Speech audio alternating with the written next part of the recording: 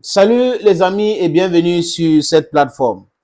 Je vais vous parler d'un certain Richard Hess. Richard Hess, c'est qui? Il était en poste comme président du Conseil américain des relations étrangères. Oui, Conseil américain des relations étrangères. Et Richard Hess a travaillé avec près de 4 administrations, 3 républicaines et une administration démocrate.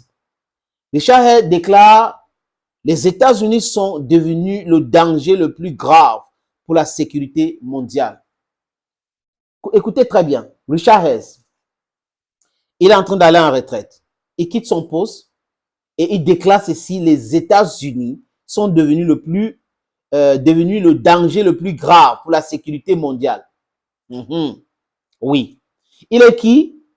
Là, le président qui est en train de partir, le président du Conseil américain des relations étrangères. Oui. Et il développe, c'est un entretien qu'il a accordé à New York Times. Allez regarder New York Times en ligne, les amis, vous allez voir cet entretien-là.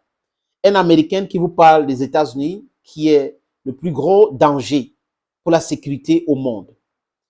Il pense, dit une vérité, mais c'est plus qu'une vérité, les amis. It's just an understatement, that's why I say c'est plus qu'une vérité. Regardez les tensions dans le monde. À l'océan Pacifique, qui crée les tensions là-bas? C'est les Américains. Près des îles chinoises, qui crée les tensions là-bas? C'est les Américains. Près des frontières russes, qui crée les tensions là-bas? C'est les Américains. On peut citer les zones où les Américains créent le désordre dans le monde, alors que les États-Unis devaient être des leaders naturels, de proposer les choses et éviter les guerres.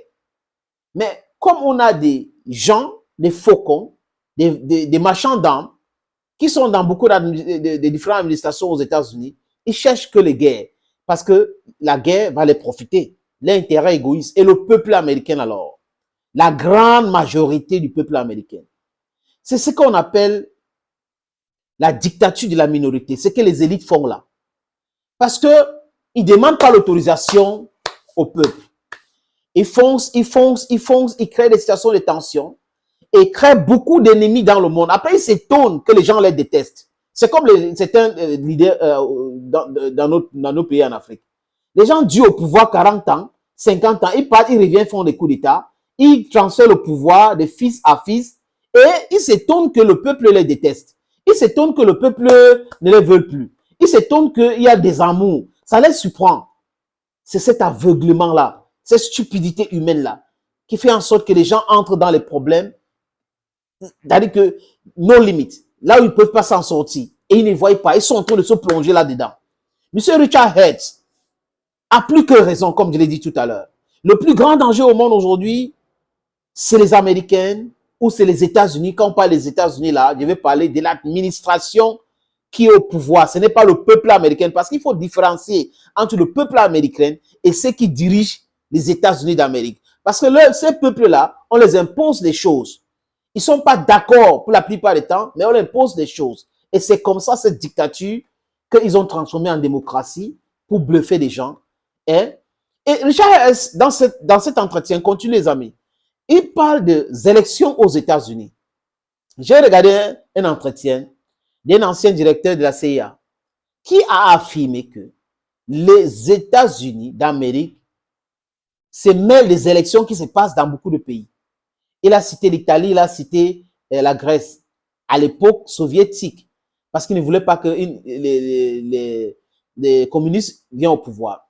Et le journaliste demande à cet ancien directeur de la CIA, est-ce qu'aujourd'hui, c'est encore le cas? Il rit, il dit oui. C'est encore le cas aujourd'hui. Mais les Américains, du moins les démocrates, ont créé un truc avec Barack Obama et Bill Clinton. Une fausse histoire l'interférence dans les élections aux États-Unis par la Russie, sans preuve, juste pour accuser qui? Donald Trump. Parce qu'il n'est pas politicien comme les autres. Ce n'est pas un politicien chevronné, je vais dire, un gars qui a fait toute sa vie en politique. Non. C'est un Américain, un homme d'affaires qui a décidé de faire la politique. Donc, il voit les choses autrement. Il voit plus business, construction et moins la destruction en vie humaine. Et on le cherche de pour sur son calvétie. Du moins, s'il n'a pas de calvétie, c'est une figure de style, les amis. Et ils se sont plongés dedans en train de le perturber, les procès par procès, procès par procès.